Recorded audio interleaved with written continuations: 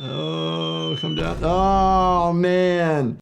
Trampoline takedowns, what not to do with a chainsaw, and that's definitely not compatible with life. Today, we are breaking down and reacting to all of the disturbing medical scenes and explosive injuries from Roblox. Let's dive right in.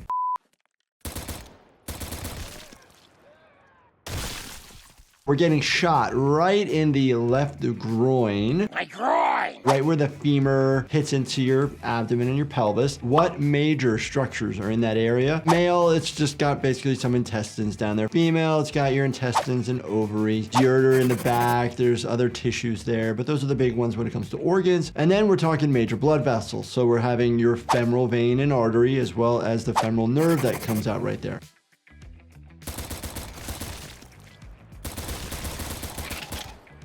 Gunshot wounds to the left upper extremities. Blood vessel wise, what are we worried about? You were correct if you said the brachial artery. Brachial artery runs right along underneath your bicep here. That is the go-to place that we're trying to feel for a pulse in like a neonate and a very small baby, but it also bleeds a lot. Put pressure on the area, you can get the bleeding to stop.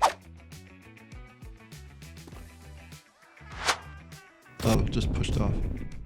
An example of just a fall from a massive height. You've heard me say this before on the channel. If you fall greater than 3 times your own height, that's considered a major trauma. We might do head-to-toe CT scans. We might do different types of x-rays on your limbs. A lot of times people with those heights might be jumping off something, thinking that they are like parkour people and then land wrong. Parkour! We worry about calcaneal fractures that then actually take all the energy up, and you can fracture your back or your spine or even all the way up to your neck.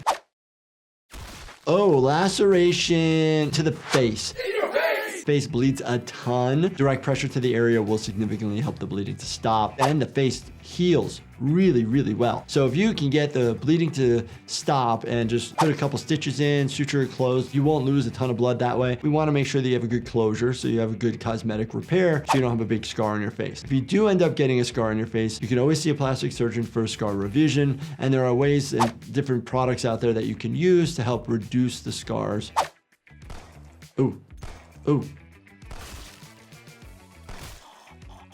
4 gunshot wounds to the head. The amount of bullets that somebody takes doesn't necessarily mean that every time makes it worse. I've seen individuals shot once and not make it, and I've seen individuals shot 10 times and survive without any problem. It all depends on location, caliber. Everything is individualized of the case that happens. Oh.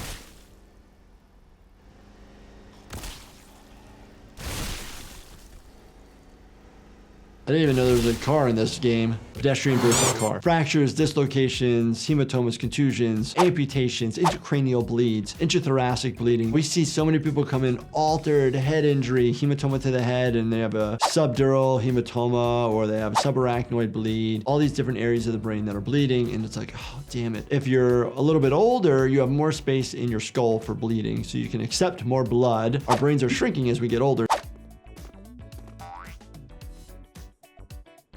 Oh, come down. Oh, man. Trampoline! When I was in residency, a trampoline park literally opened up like 2 miles away, and the amount of orthopedic injuries that came in after their opening was huge. Orthopedic surgeons are like, is this even legal? Broken wrists, broken ankles, broken tib fibs. Those are kind of the common injuries that you would see. Besides your simple sprains, are you going to succumb to the injury? Probably unlikely unless you impale yourself on something. Oh, the ledge. Was this like a goo? Okay.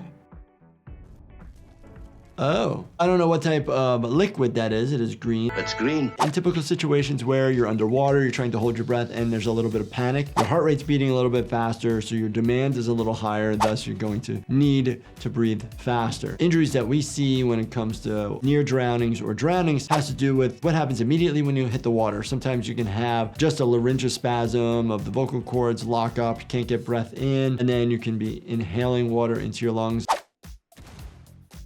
Oh. 2 wounds to the left upper extremity, getting hit with a blunt object with some laceration. The humerus is the bone that is from the shoulder to your elbow. That can fracture pretty easily with blunt force like that. Depending on you as a person, your activity, what you're doing, where the fracture is, sometimes the surgeon will not fix it, put you in something called a coaptation splint and have the weight of the arm plus that cast, pull the arm down a little bit, get it in perfect alignment, and the body just fixes itself.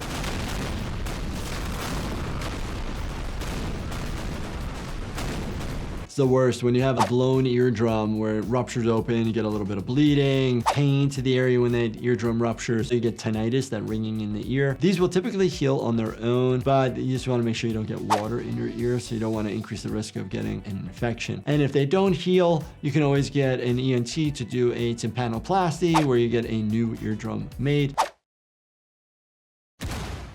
The crusher. Oh, yeah. So it's horrible. It's just a crushing machine. Now, we do see people that come in with crush injuries. I used to work in an area where there was a lot of industry. Hands were crushed, or people would get arms or limbs crushed against a wall from like a vehicle. If you have a crush injury and you're coming to the hospital for it, besides the tissue damage, you worry about secondary issues relating to renal failure and hyperkalemia. Oy vey. Chainsaw injuries. If somebody uses it, you just have to worry about it kicking or bouncing back, hitting them. They do cause a lot of tissue destruction, and sometimes you need to debride the tissue even more, cut off the dead tissue, and try to approximate wound edges, and might need skin grafts for the wounds to heal versus actually just pulling this tissue together and allowing it to stretch a little bit. You might have a big scar, but everything is covered. Oh. Wow, enough GSW to cut through the body. That's almost like a Mortal Kombat move right there. Mortal Kombat! If you're feeling a little uneasy just watching these Roblox injuries, you may want to check out my doctor-formulated occasional stress supplement called Chillax to help keep you cool under pressure. Find it at lifehappens.com or on Amazon. Boy. Interesting. We do see a lot of injuries to the brain, and you see different types of physical body activity. You have decorticate or decerebit type posturing. Are things coming tight into the body, or are they going away? And that has to do with different types of brain injuries.